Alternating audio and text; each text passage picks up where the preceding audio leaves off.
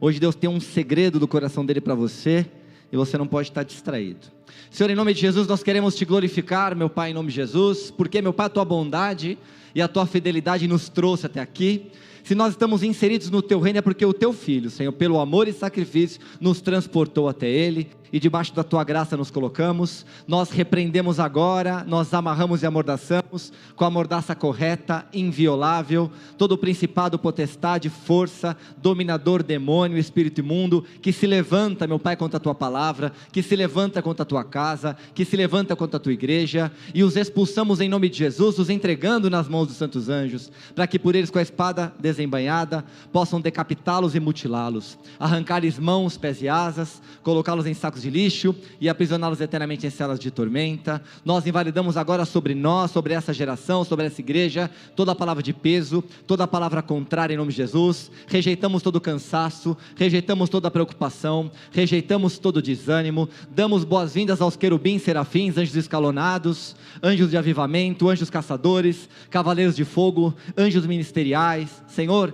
que em nome de Jesus, anjos de avivamento estejam no nosso meio. Nós decretamos agora a tua cobertura sobre nós, selamos com o sangue de Cristo, água, fogo, terra e ar, selamos o éter em nome de Jesus, decretamos agora os céus abertos. Nós te pedimos que em nome de Jesus, o teu Espírito Santo, meu Pai, possa nos abraçar, Senhor, e que em nome de Jesus, nossas mentes e corações sejam levados cativos ao Senhor. Rejeitamos agora toda distração, decretamos corações abertos, e teu Espírito, tendo acesso ao nosso Espírito, para que essa palavra ministrada não volte vazia, e possa cumprir o propósito a qual está sendo pregada, em nome de Jesus. Amém, amém, aplauda Jesus, amém? Glória a Deus, glória a Deus. Eu acho muito doido, né, esse tempo que nós temos vivido, né? Nunca foi tão doido, né? O tio falou várias coisas aqui das doideiras, né, daquilo que nós temos de informação, mas eu quero dizer do cenário que nós vivemos. Hoje eu quero pregar sobre a questão de nós sermos legais e sermos convenientes. Nós gostamos de ser legais, nós gostamos de ser reconhecidos como pessoas legais, e é interessante, que para você ser legal para alguém, o teu comportamento, as tuas atitudes, as tuas declarações, as tuas reações, tem que se encaixar no padrão daquelas pessoas. Se você faz aquilo que a outra pessoa espera, você automaticamente, você entra agora no assédio de alguém legal, de alguém que faz parte de um padrão, tá bom? E a conveniência, aquilo que é oportuno.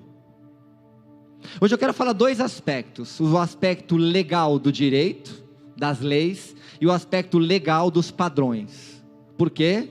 Porque toda a nossa decisão, ela é baseada em sermos aceitos, em sermos reconhecidos, em sermos de alguma forma recompensados. Essa semana o que se viu no Brasil foi algo inusitado, né? Um deputado federal foi preso.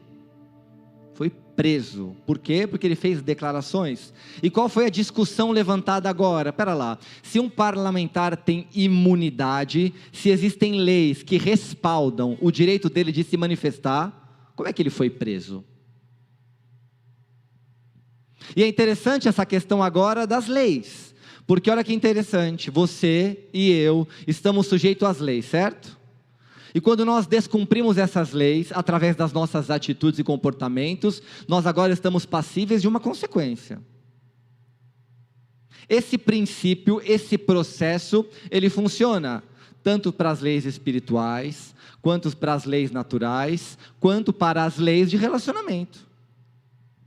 Tudo que envolve a nossa vida diz respeito a isso, a um padrão, a uma atitude e a uma consequência. Sim? Isso vale no relacionamento na tua casa, isso vale no relacionamento na igreja, isso vale no relacionamento trabalhista.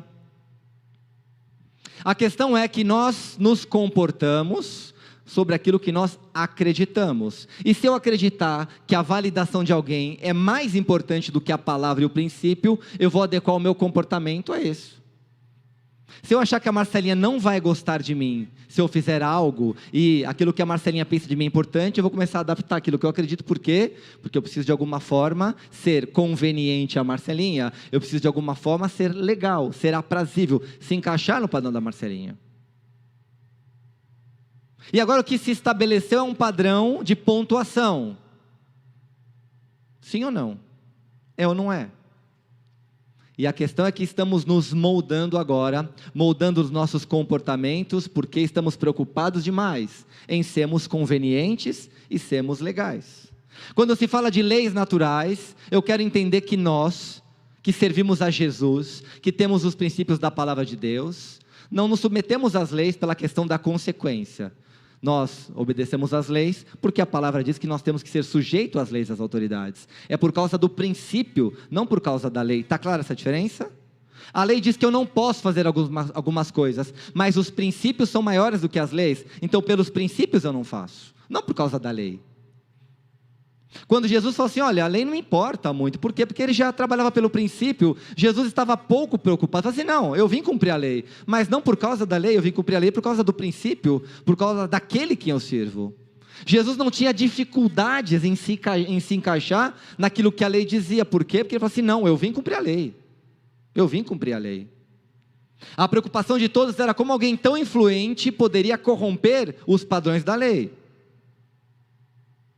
Agora não dá para viver só no legalismo, não dá para viver só nesse relacionamento, atitude e consequência, atitude e consequência. O que eu quero te levar a entender nessa palavra, é que nós temos que ser convenientes, e conveniência diz respeito à atitude esperada num tempo determinado, para aquilo que diz respeito às coisas de Deus. A minha conveniência diz respeito às escolhas que eu faço, para agradar o coração de Deus. Por quê? Porque eu não posso me corromper.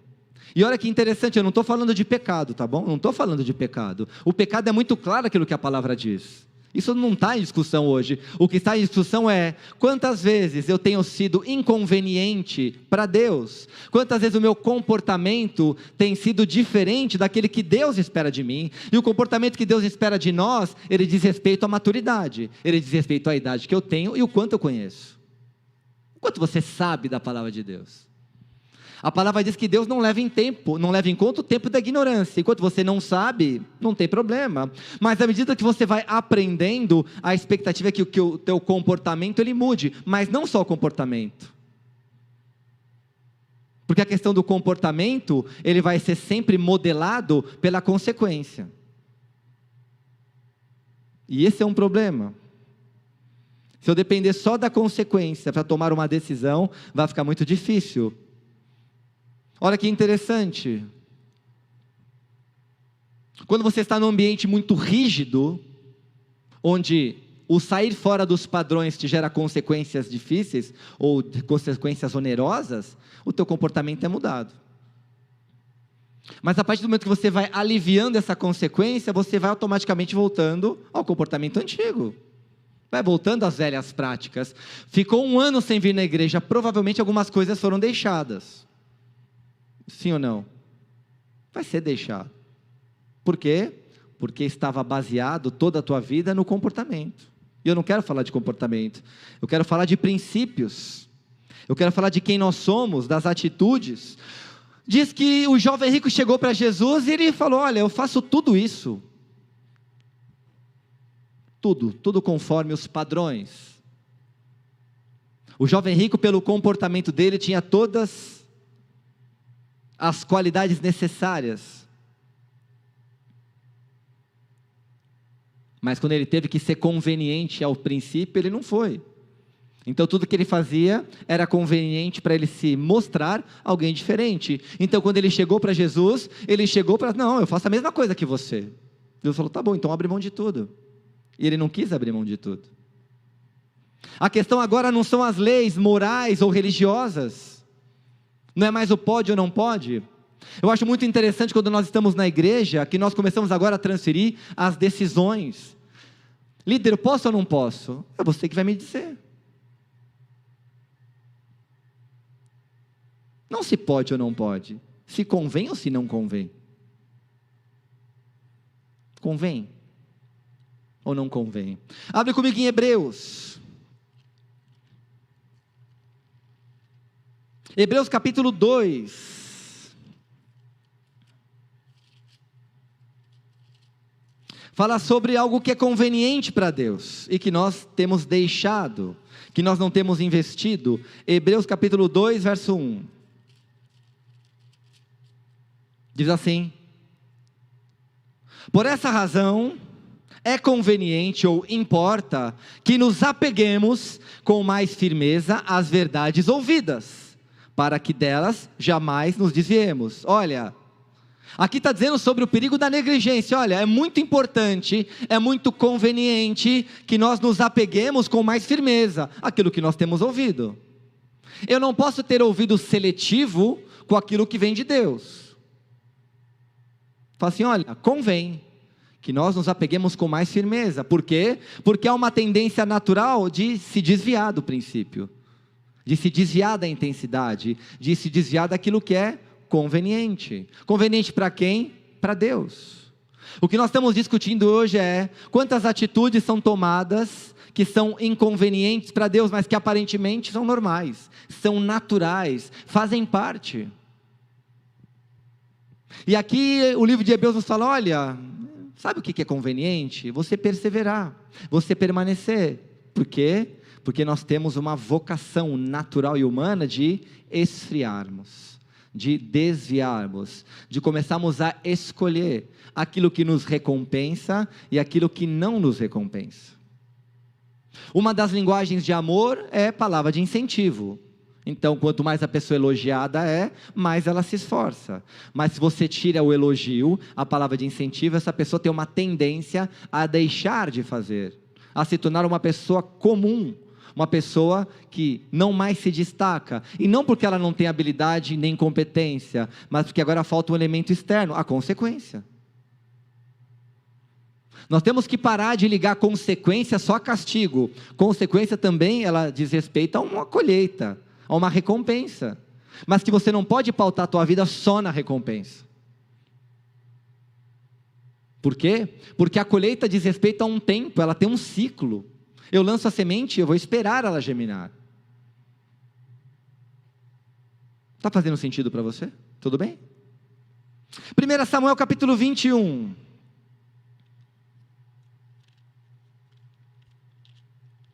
Agora Davi está fugindo de Saul. Então olha o cenário. Davi é ungido rei, enquanto menino. Davi volta para as atribuições, Davi volta para a tarefa dele, vai crescendo, vai amadurecendo. Diz que o reino é cortado de Saul. Agora Davi se levanta, e quando Davi se levanta, Saul começa a persegui-lo. A autoridade ainda era Saul, mas já estava na transição. Deus já tinha falado assim, olha Saul, não é mais você, porque eu encontrei alguém segundo o meu coração. E agora Davi está fugindo. Por quê? Porque Saul está atentando contra a vida de Davi. Davi fugiu. Porque Davi dizia assim, olha, eu jamais vou levantar a mão para o ungido do Senhor. Eu jamais vou me levantar contra uma autoridade. Olha que interessante, se você falasse pelos padrões naturais, Davi não tinha o direito de se defender?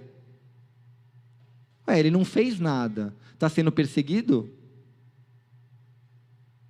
Como é que fala no direito, Dani? Quando a pessoa pode se defender? Legítima defesa. Eu não fiz nada, foi ele que se levantou contra mim, eu só me defendi.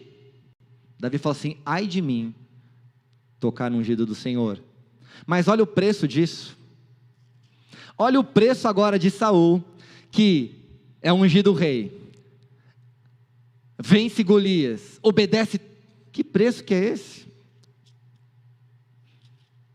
Que preço que é esse? Se coloque agora na condição de Davi, que fez tudo certo. Tudo certo. Fez tudo certo, foi perseguido. Foi ungido rei e ficou sozinho. Venceu Golias, agora é desertor. Se coloca no lugar de Davi por um segundo. Como é que você estaria se sentindo? Não faz sentido. É injusto. Desde pequeno Davi fazia as coisas certas, e agora de repente parece que o mundo dele vira de ponta cabeça. Aquele que deveria protegê-lo agora persegue, aquele que era o rei de todos agora vira o inimigo número 1. Como é que você se sente quando você é injustiçado? Qual que é a tendência de quem é injustiçado? Se defender, certo? A nossa alma grita para isso.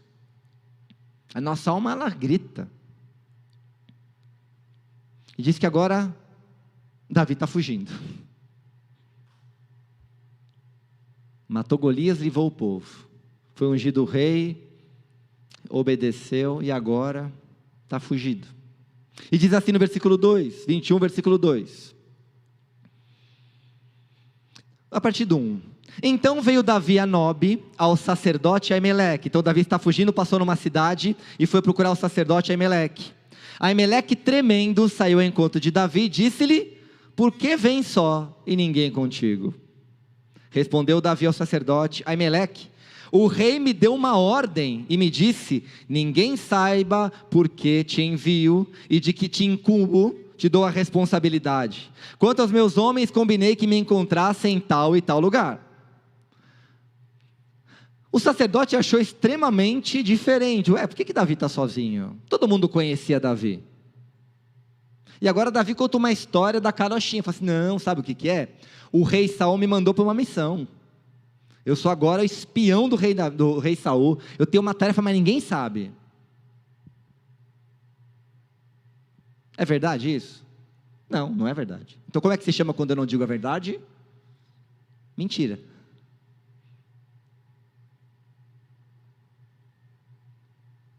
Agora, na pressão, no medo, no desespero, na solidão, Davi mentiu. Crucifica-o, crucifica-o.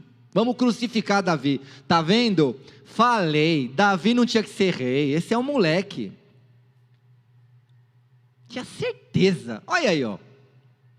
Imagina só você que tem uma vida inteira irrepreensível, de repente você, por uma pressão, você comete um deslize. E agora as pessoas: falei? Tinha certeza. É só questão de tempo. E tem hora que nós nos sentimos assim. Fazemos tudo certo e de repente, por uma pressão, por uma necessidade, por um contexto, nós tomamos a decisão errada. E volto a dizer, não quero falar só sobre pecado. O caso de Davi foi pecado, mas esquece o pecado. Estou falando de corresponder a expectativas de Deus. E agora, de repente, tudo vira contra você. Mas sabe qual a melhor coisa? Quer saber? Vou largar tudo. Vou deixar tudo para trás. Esquece essa história. O que Deus está nos dizendo é que Ele entende perfeitamente as fases que nós estamos vivendo. Ele entende perfeitamente. Ele entende num contexto como esse, Davi chegar para um sacerdote e mentir. E não vai ser só isso. Ele continua dizendo assim, versículo 3. Agora que tens a mão, dá-me 5 pães ou o que se achar. Então agora Davi está com fome. Fome. Respondeu o sacerdote a Davi, disse-lhe: não tenho pão comum à mão, há porém pão sagrado, se ao menos os teus homens se abstiveram das mulheres. Diz que agora ele está com fome, os seus homens também estão com fome. Ele fala: sacerdote, eu preciso de pão. O sacerdote assim: não, olha, então, eu não tenho pão comum, eu só tenho pão santo, um pão sagrado, um pão que é para os sacerdotes, um pão que é consagrado a Deus. Pergunto: Davi podia comer esse pão? Não podia comer esse pão. Davi não tinha direito de comer esse pão. Por quê? Porque a lei, o padrão, o protocolo dizia que ele não podia, porque era só para os sacerdotes.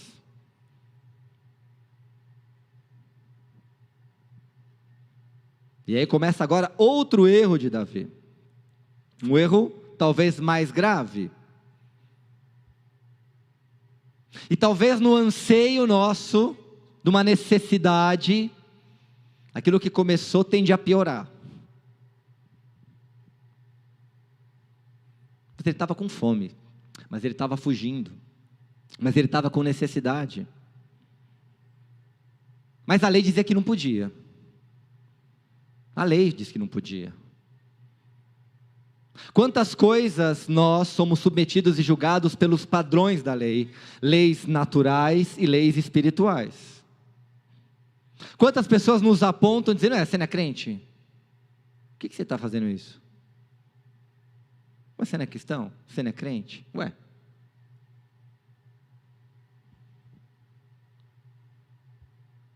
Você não é de Jesus? Você não vai na igreja?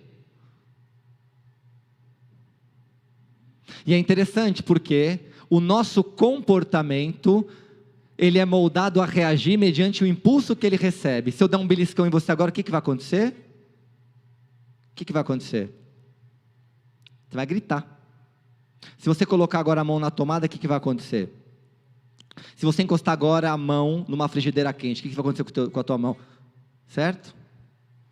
Já botou a mão numa frigideira quente? Você percebeu que a tua mão sai? Você precisa pensar para tirar a tua mão de lá? Precisa? Isso chama arco reflexo. Na tua medula espinhal, já existe o comando para que você, mediante a dor, mediante um impulso ruim, você tire, você se afaste. Você não precisa pensar, ai, está queimando, agora eu vou tirar a mão.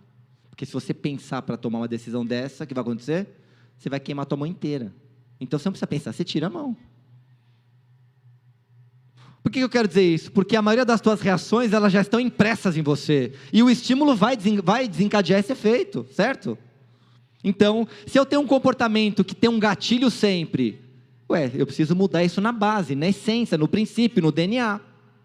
Se nós somos a imagem e semelhança de Cristo, o nosso DNA, ele tem que receber os impulsos do mundo e tem que dar respostas divinas, certo? Faz sentido isso? Eu vou botar a mão na coisa, não, mas isso aqui eu não posso, por quê? Porque eu sou de Jesus, mas eu não preciso mais pensar, eu não preciso mais medir, eu não preciso mais me adaptar ao padrão do que espero, mas ao padrão de Jesus, ao padrão que Deus espera, à conveniência de Deus. Agora é a fase do politicamente correto, não temos nada a ver com isso. As nossas decisões, os nossos discursos, as nossas perspectivas, eles não têm nada a ver com política, ele tem a ver com princípios, certo? E algumas coisas são inconvenientes para Deus. Eu quero ser o lacrador, eu vou falar, para que você quer ser? Vou lacrar, vou fazer uma declaração, para quê? A pergunta que eu sempre faço é, no que o Senhor vai ser glorificado nessa tua reação, nessa tua palavra, nessa tua atitude, no quê? Em nada? Então não faça. E olha que interessante, Paulo falando sobre isso, em 1 Coríntios capítulo 10,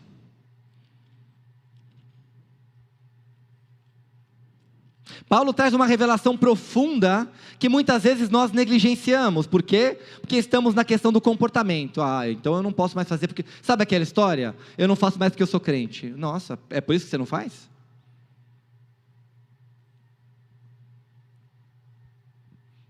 Não precisa responder, tá bom? Vou fazer uma pergunta, mas é uma retórica. Quem aqui se irava muito fácil? Qualquer coisa ficava nervoso? Eu. Então vou falar por mim. Me dava os 5 minutos, parecia o diabo da Tasmânia. Saia zirando. Então eu era extremamente iracundo. Aí de repente eu me converto, eu falo assim, olha não pode mais. No começo, para me segurar, misericórdia. Era terrível. Quer quebrar tudo, aí você fica assim, não, tudo bem. Mas se não houver a transformação naquilo que você acredita, no propósito maior de não fazer isso, você corre o risco de voltar. Coloque alguma coisa que você sabe que entristece a Deus, e que não alega o coração de Deus. E que não precisa ser pecado, tá bom? Fala, você sabe de alguma coisa que você faz que não é pecado, mas não agrada a Deus? Quem aqui sabe de alguma? Você tem alguma coisa tua que eu sou assim mesmo, que você faz, que não é pecado, mas que Deus não se alegra? Quem tem alguma coisa nesse sentido? Todo mundo tem, né? Não é pecado, mas Deus fica triste.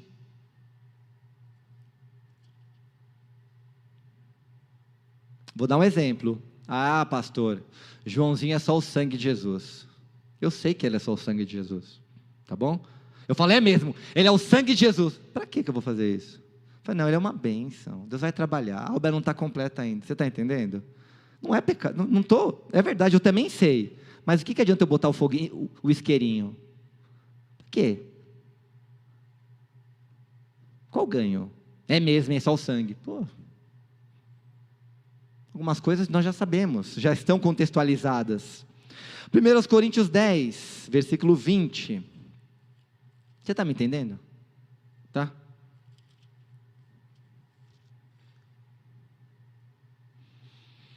Antes digo que as coisas que eles sacrificam é a demônios, que as sacrificam e não a Deus, e não quero que vos torneis associados aos demônios. Paulo está falando sobre um comportamento dos gentios, tá bom? Daqueles que não são judeus. Comportamento. Assim, olha, o que eles têm feito tem sido recebido. E eu não quero que você leve aqui a palavra sacrifício, literalmente como sacrifício. Ah não, fez um altar e sacrificou.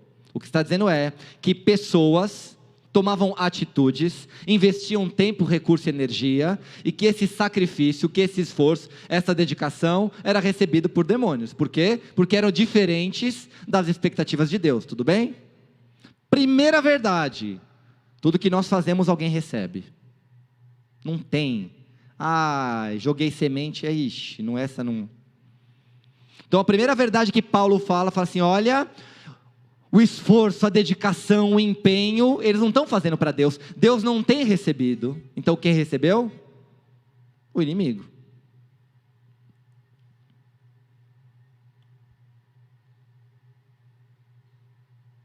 Versículo 20. Parte B. Eu não quero que vos torneis associados a demônios. Então fala assim, não adianta, eu não quero que vocês se relacionem, ou deem brecha, ou deem vazão. Versículo 21. Não podeis beber o cálice do Senhor e o cálice dos demônios. Não podeis ser participante da mesa do Senhor e da mesa dos demônios. Ou provocaremos zelos no Senhor? Somos acaso mais fortes do que Ele? Nós vamos irritar o Senhor, é isso? Nós vamos provocar o Senhor? Nós vamos cansar o Senhor? Paulo está dizendo assim, olha, nós temos que fazer uma escolha. Mas essa escolha tem que ser baseada num conhecimento. Qual conhecimento? Tudo que você esforça, tudo que você se dedica, tudo que você se empenha, ela vai servir a dois senhores, um ou outro. Mateus fala assim, olha, você está servindo a qual Senhor? Não dá para servir as riquezas e servir a Deus. Não dá para servir a Mamon e não dá para servir a Deus. Mas existem outros deuses, com D minúsculo, que nós muitas vezes temos servido. Por quê? Porque aparentemente, quando nós nos adaptamos aos padrões, aos conceitos, para agradar alguém, nós evitamos o quê? Quando eu relaxo, quando eu baixo a guarda, quando eu recuo, em relação a alguma coisa que é um princípio, o que eu estou evitando? Eu estou evitando o confronto, eu estou evitando o que mais? O que mais você está evitando? Quando você recua, quando você se adequa, o desgaste, a perda. Toda vez que eu recuo naquilo que eu acredito, por conveniência a algum padrão que não é de Deus, é porque eu não quero brigar, você concorda? Não quero confusão, não quero me desgastar. Lá fora se diz assim, olha, eu não falo sobre política, sobre religião e sobre futebol, certo? Não é isso que fala lá fora? Que a gente não discute sobre isso? Não é isso? Quem já ouviu essa frase? Então eu não falo sobre religião, eu não falo sobre futebol e não falo sobre política. Então beleza, então agora nós estamos saindo da sociedade. Então não vamos falar mais nada. Por quê? Porque na sociedade ela envolve disputas. Então não vou falar sobre religião. E quando se diz falar sobre religião é manifestar o que você acredita, não falar o que você conhece, certo? Opa! Quando se fala em discutir algo, significa dar os frutos daquilo que você é, não discutir. A questão dos fariseus era sempre o que eles falavam demais, falavam muito bem, conheciam a palavra, mas não manifestavam os frutos dessa palavra. Quando se fala em discussão, é verdade, a gente não precisa discutir, a gente precisa dar testemunho, certo? Diz que agora Pedro está lá, o apóstolo Pedro está lá com os judeus e está lá com os gentios. E aí quando ele vê os judeus chegando, ele repreende os gentios, fala assim, não, porque vocês têm que fazer circuncisão, porque olha, chegou Paulo, arrebentou, o quê? Ô Pedro, você tem que decidir, filhinho, ou você dá circuncisão, todo mundo sabe o que é circuncisão? Quem não sabe o que é circuncisão? Não sabe, então é o seguinte, O menino judeu, quando ele completa 8 dias, ele vai lá e ele faz uma pequena cirurgia, ele tira o prepúcio, ele tira aquela pontinha, aquela pelezinha do pênis.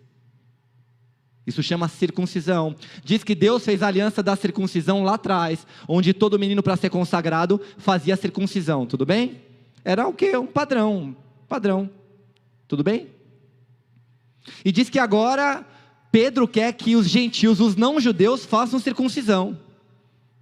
Não precisa fazer circuncisão.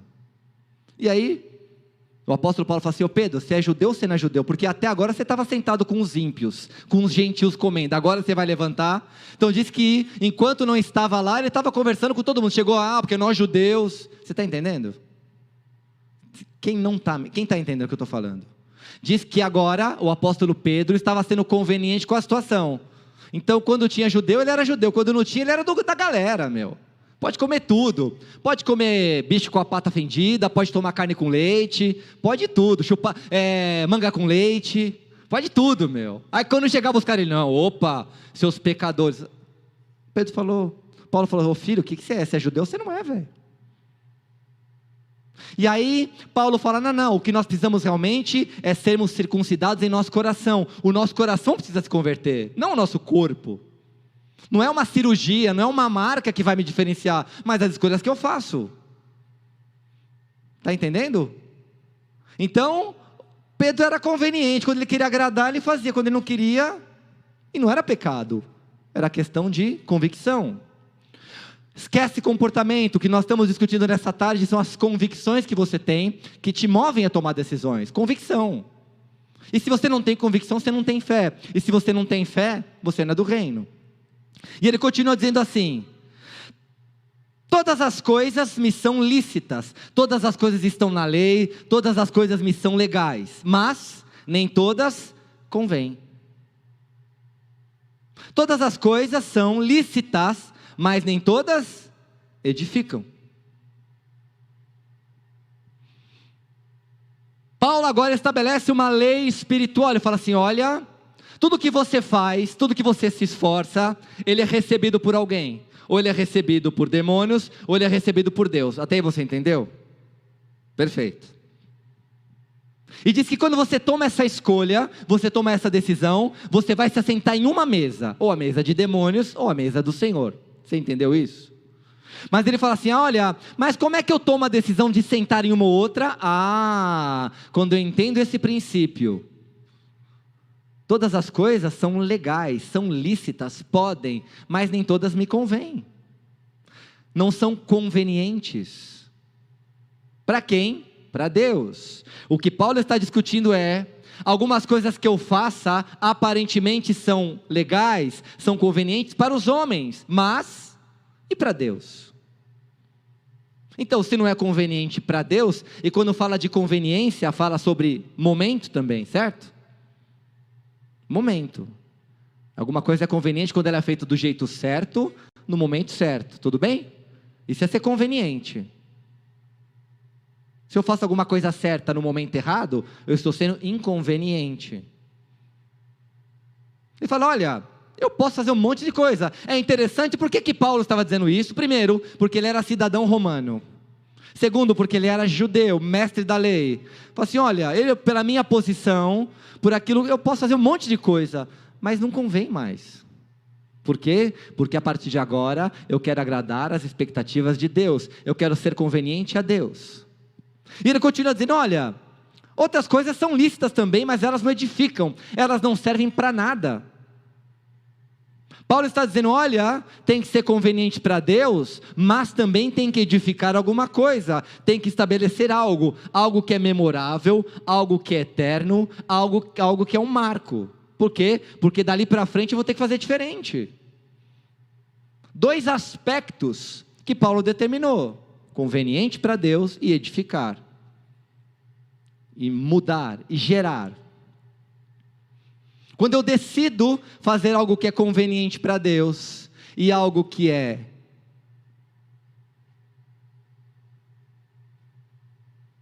importante para Deus, algo que é conveniente para Deus, eu me assento na mesa do Senhor. Só tem um probleminha nessa questão dessa mesa. Quando você senta na mesa de Deus, você se assenta como filho. Quando você se assenta na mesa de demônios, você é escravo. É a única diferencinha básica. Uma você é escravo, outra você é filho. Onde é que você quer sentar? Na mesa do rei? Na mesa de Jesus? Então olha, então tem que ser conveniente, tem que edificar. Tudo que você faz, no que Jesus está ganhando? Qual que é o ganho de Jesus? O quanto é conveniente para Deus? Quando você senta na mesa de Jesus, é porque você é sucessor. É que você vai receber instruções diretas. Está fazendo sentido? A Fabi não gosta que eu falo, mas eu falo. Pequenininho, está fazendo sentido? Você tem que achar outra palavra, mas eu não consigo. Eu quero pegar no colo essas crianças. Eu não consigo pensar do outro jeito. Então agora, existe um modelo de tomada de decisão, que tem 2 aspectos e tem 2 consequências. Acabou. A partir daquele instante, escolham. Que mesa você quer sentar e que maneira você quer agir. Não, mas eu posso. Pode, pela lei você pode. Pela lei você pode tudo. Mas é conveniente? É por causa da lei que você não faz o que você faz? Ou é por causa do princípio, pelas suas convicções? Lucas capítulo 6. Vamos lembrar que quando Jesus voltou e se declarou Messias, ele não foi levado a sério. Não foi. Ele era um profeta, mas ele não foi levado a sério.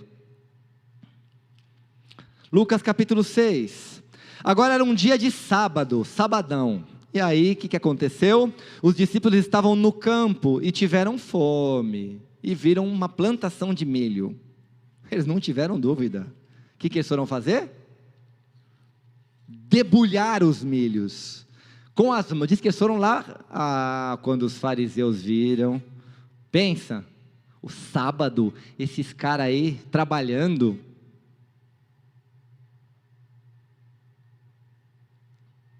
A lei dizia o quê? Que devia se guardar o sábado. Não é isso que a lei dizia?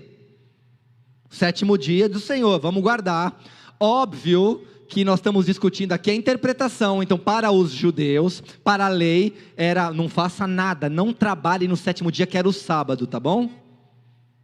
Domingo é o 1º dia, tá? Domingo, segunda de 2, terça de então, era o sábado, o 7º dia. Não. O Senhor, Deus falou descansa no 7º dia, é o padrão, perfeito. Não trabalhe, então existe uma lei, agora é a interpretação da lei. E os fariseus estão cobrando o quê? A interpretação que eles tinham da lei. E diz assim, versículo 1. Aconteceu que num sábado, passando Jesus pelas searas, os seus discípulos colhiam e comiam espigas, debulhando-as com as mãos. Os discípulos, não Jesus, tá bom? Só os discípulos. E alguns dos fariseus que lhes disseram: por que fazeis o que não é lícito aos sábados? Olha, vocês estão fazendo algo que a lei não permite, então é ilícito. Eu estou vendo uma série no Netflix, chama Doutor Castor. Quem já ouviu falar do Castor de Andrade? Vocês são muito crianças, né? Então, qual que é a história desse cara? Esse cara é um carioca, e esse cara, ele era um cara que era do jogo do bicho, isso na década de 60, 70. E ele era responsável, ele era o dono do time do Bangu, ele era dono da escola de samba Mocidade, e disse que o jogo do bicho era contravenção penal, não era crime, não é crime, eu sou contraventor, eu faço a margem da lei, então a lei, não é crime, eu não estou contrariando a lei, eu estou fazendo alguma coisa à margem, é um pouquinho diferente da lei. Então, há uma tendência de sempre relativizar a questão da lei, tudo bem?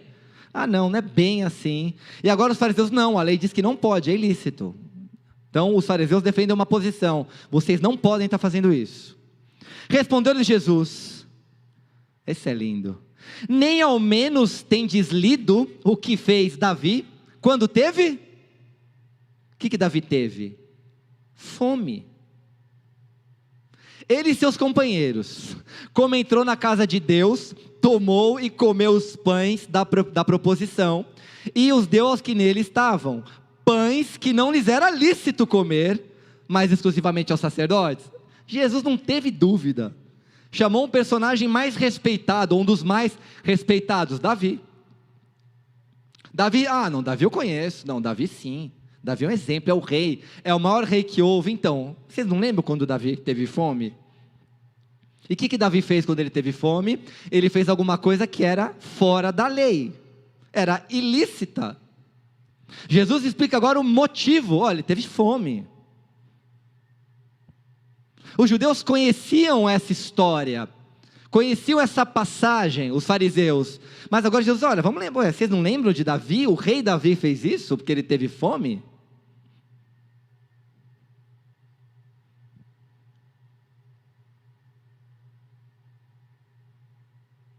Jesus reconheceu que, olha, os pães eram só pães para os sacerdotes. Jesus não questionou o que a lei dizia, ele contextualizou, olha, havia uma situação.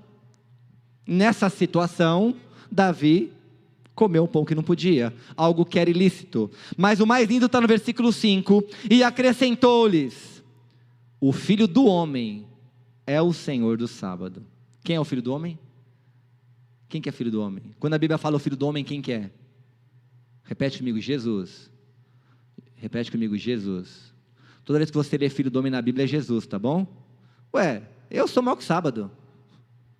Eu sou o sábado, eu sou maior que sábado.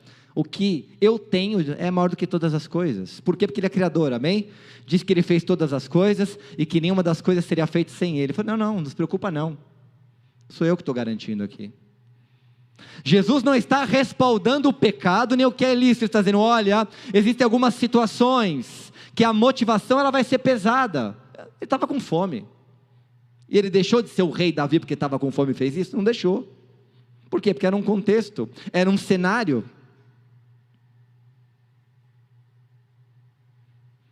Olha que interessante, os judeus conheciam a lei. Os discípulos conheciam a lei, conheciam. Mas por que eles correram risco? Por que eles correram risco? Por que eles se expunham tanto? Por quê? Porque as convicções deles eram maior do que o desejo deles de ter uma vida conveniente aos outros, amém? Aquilo que eles aprenderam de Jesus era muito mais forte do que eles tinham visto na lei, porque a discussão era assim, olha, os fariseus conhecem a lei, mas ele prega com autoridade, eles conhecem a lei, ele cumpre a lei. Os discípulos sabiam ali que sábado não era, mas se o Senhor Jesus estava lá, e o Senhor Jesus aprovou, o que significa? Que aparentemente esquece a lei, o que importa é agradar a Jesus, amém? O princípio é mais forte que a lei, o princípio vai ser sempre mais forte que a lei, e nós precisamos agora correr riscos no bom sentido, não de contrariar a lei, mas de andar pelas nossas convicções, e as tuas convicções elas podem te forçar a perder uma amizade, acredite se quiser. Você vai se posicionar, não, isso aqui não é para mim. Então a gente não quer mais andar com você. Paciência. Você está disposto a perder por uma convicção? Porque se você for conveniente com aquilo que é o padrão aí fora, você não vai se assentar na mesa do rei, amém? Também é um direito seu. É um direito meu. Escolhas.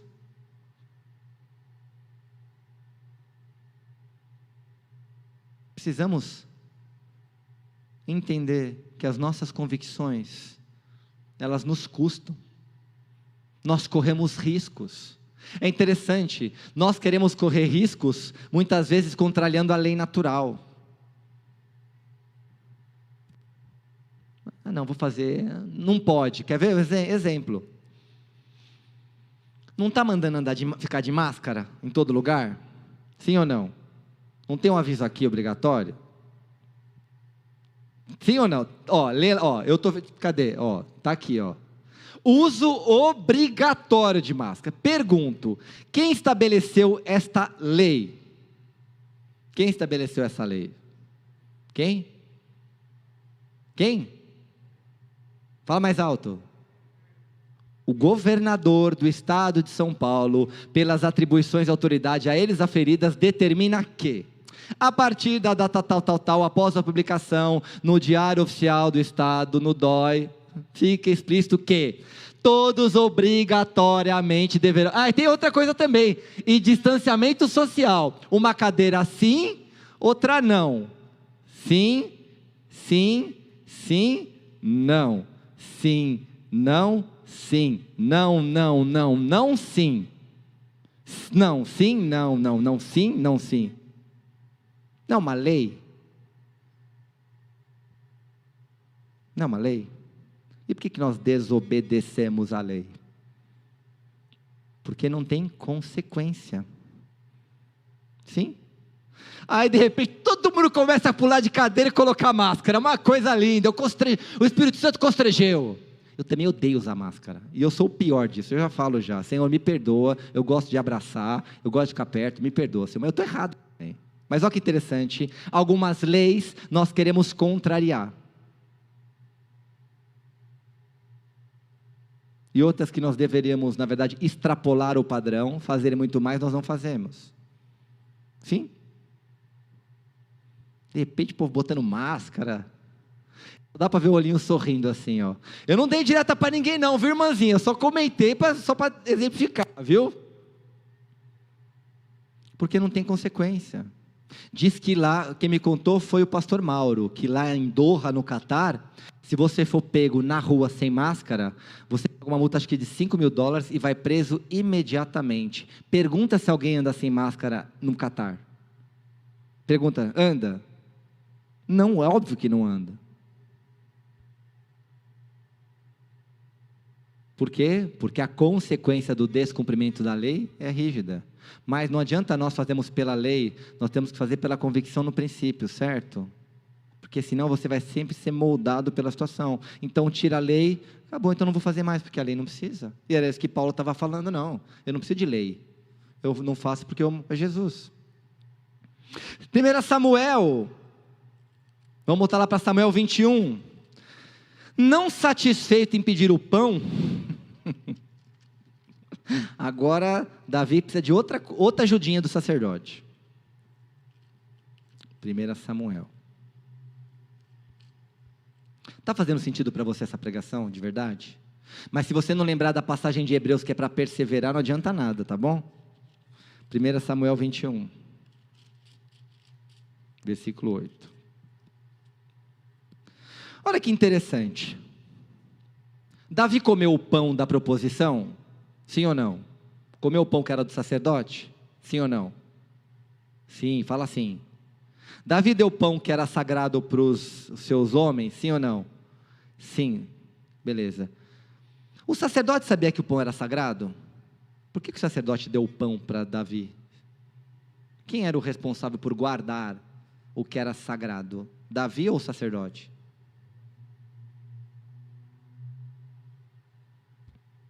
Pegou? Pegou a revelação? O sacerdote era o responsável por guardar aquilo que é sagrado. Esse é o papel do sacerdote. Mas quando ele viu a situação de Davi, a quem ele conhecia, ele exerceu misericórdia. Esquece a lei, é por misericórdia que eu vou fazer isso. Quem corria mais risco, Davi ou o sacerdote, naquele momento? Davi já não tinha mais nada. Então Davi tanto faz quanto tanto fez. O sacerdote corria risco. Sim? Até risco de morrer pela mão pesada de Deus. Ué, como é que ele dá o pão que é de Deus para um cara? A Bíblia não fala que o sacerdote morreu. Está contando a história dele. Que pela misericórdia, o sacerdote deixou de cumprir a lei. No caso de Davi, tá bom? Agora Davi continua, porque Davi quer mais agora. Ele viu que o negócio funcionou. Versículo 8. Disse Davi a Aimeleque: não tens aqui à mão lança ou espada alguma? Pô, velho. Agora, não satisfeito com o pãozinho, ele quer agora: ô sacerdote, você não tem uma arma aí? Porque não trouxe comigo nem a minha espada, nem as minhas armas. Porque a ordem, ainda mentiroso, ó, continuou mentindo, ó. Porque a ordem do rei era urgente. Respondeu o sacerdote: a espada de Golias, o filisteu, a quem mataste no vale de Elá, está aqui, envolta num pano, de trás da estola sacerdotal. Se a queres levar, leve-a, porque não há outra aqui, senão essa. Velho, sentiu? Só tinha lá uma espada. A espada que ele tinha cortado a cabeça de Golias. Velho. Davi responde assim: não há outra semelhante, me dá.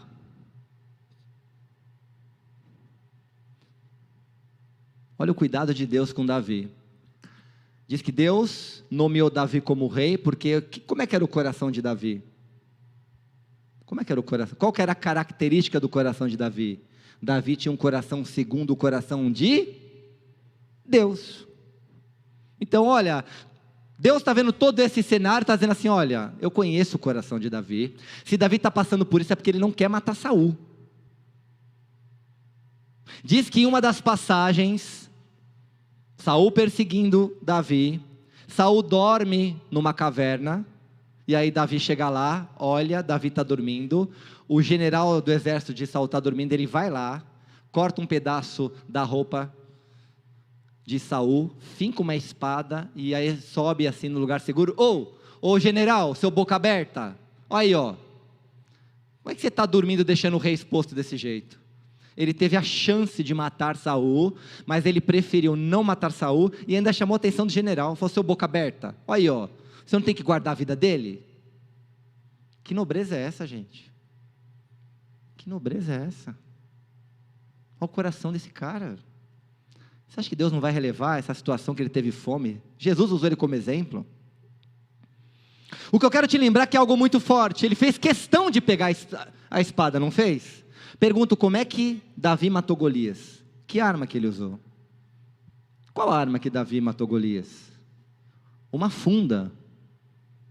Então Davi não matou Golias com a espada, ele decapitou Golias com a espada, tudo bem? Ele não matou, ele já estava morto. Então, aquela espada, o significado dela para Davi era muito mais importante do que ter uma arma, era a lembrança de que ele venceu todos os desafios que se levantavam contra o propósito de Deus. O que eu quero te lembrar é que você, nessa sua jornada,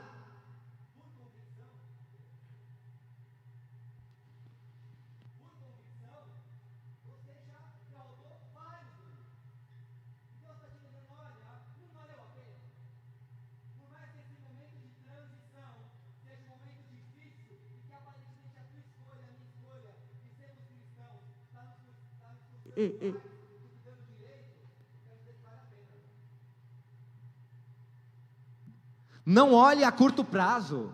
Não olhe a curto prazo. Caramba, meu, me converti, que desgraça. Estou perdendo tudo. Ei, não olhe a curto prazo. O reino é um investimento a longo prazo. Ele diz respeito à eternidade. Agora o sacerdote lembra: Davi, foi você que matou Golias, foi você que venceu Golias, foi você que deu a vitória ao povo de Deus, foi você que se levantou onde todos se acovardaram. No momento de maior necessidade naquela nação, foi o menino Davi que se levantou. Não foi Saul, não foi os irmãos de Davi, não foi nenhum general, foi o próprio Davi. E agora Deus está dizendo: Davi, não se preocupe, você faz parte do meu propósito. A espada era só um símbolo para Davi lembrar quem ele era, o que ele tinha feito. Amém? Vocês estão comigo? Deus está te lembrando que as vitórias que você tem sobre os padrões do mundo, isso é memorial diante de Deus, isso edifica para Deus, isso estabelece para Deus, e eu estou dizendo que vale a pena. Sabe o que eu acho mais doido nessa história? Mais doido.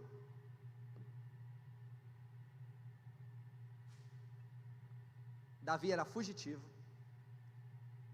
Davi se juntou com um monte de cara que não valia mais nada, né? Os 400 de Davi, os 600 homens eram os rejeitados.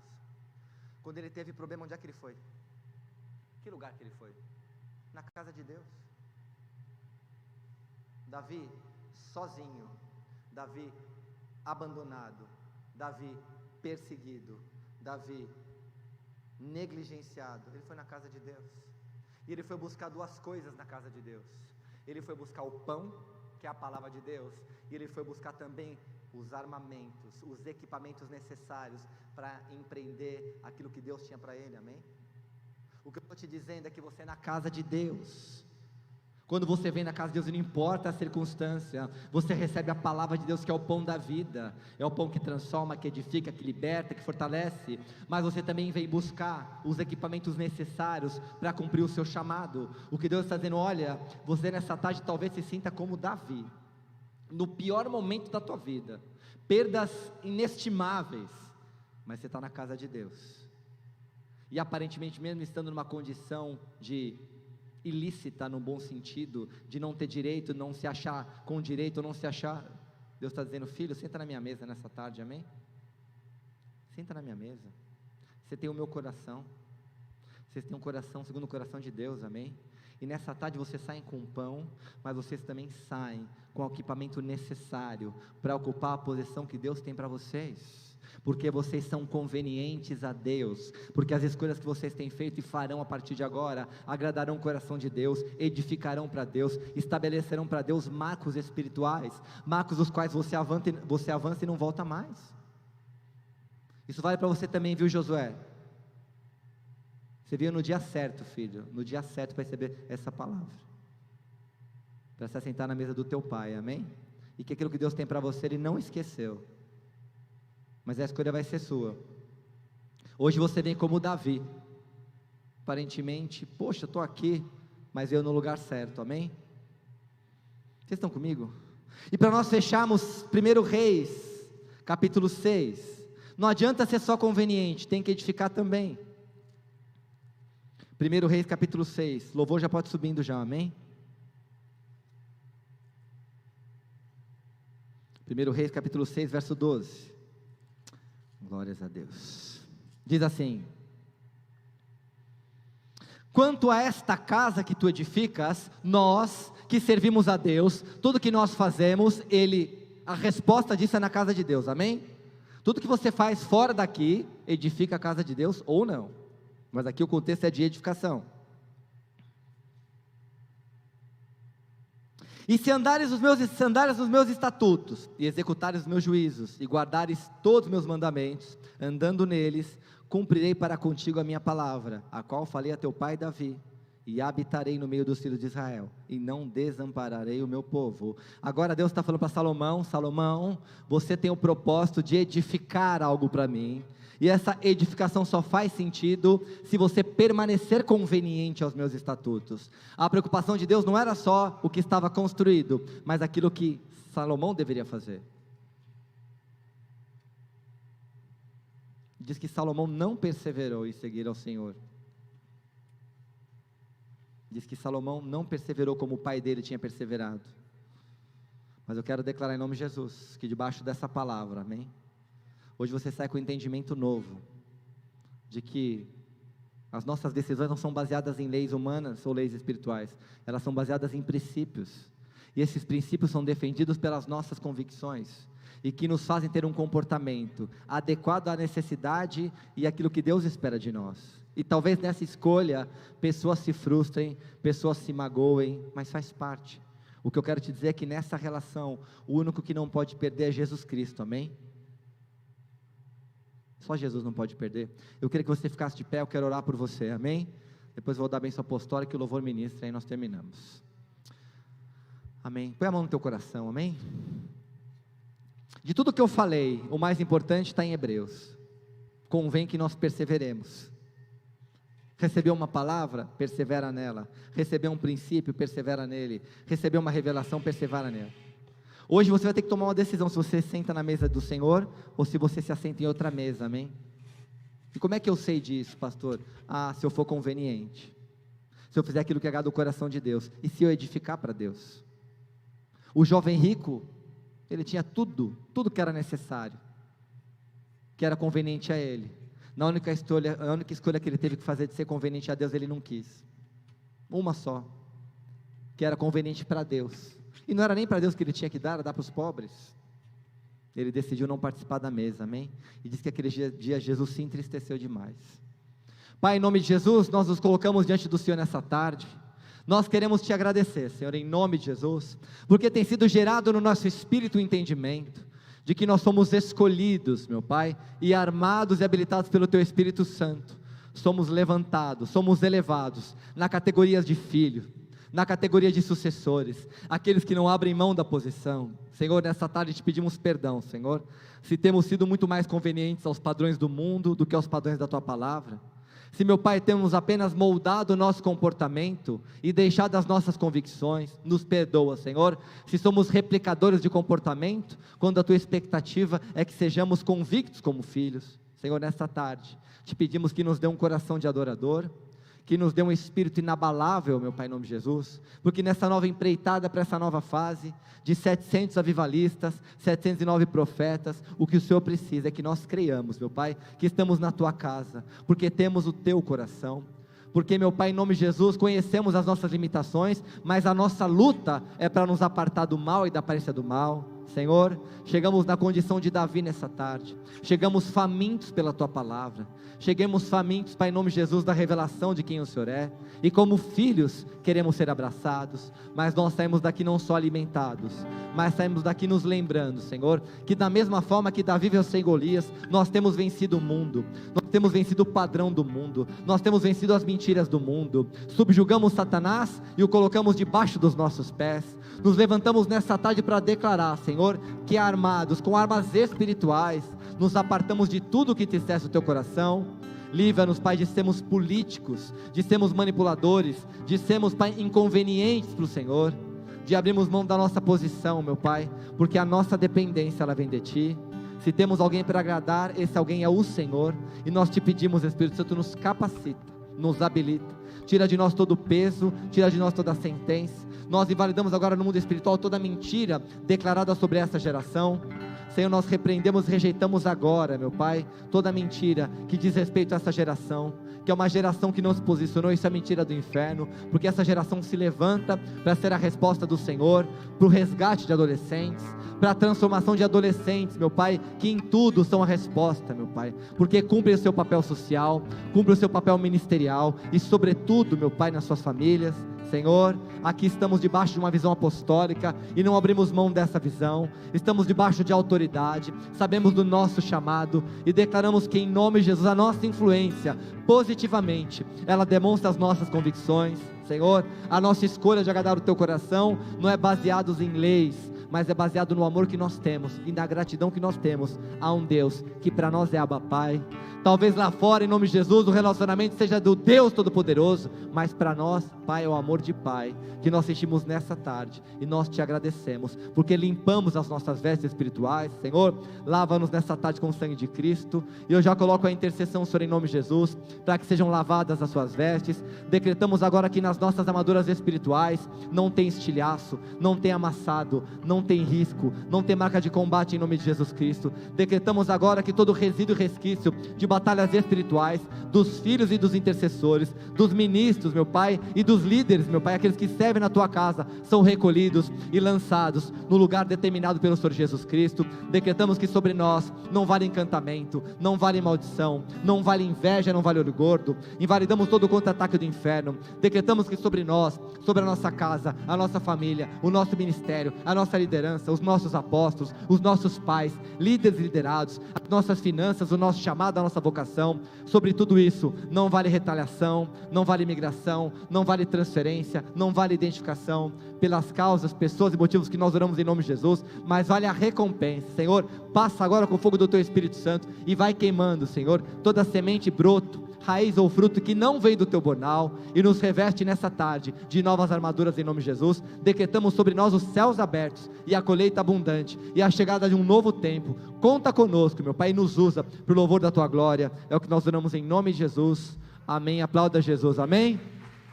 Glória a Deus. E que o amor de Deus Pai, que as doces e santas consolações do Espírito Santo, e que a graça de Jesus, o nosso general, seja revelada nas nossas ações, convicções e sobretudo no nosso chamado. É o que nós oramos e agradecemos. E quem crê diz: glória a Deus.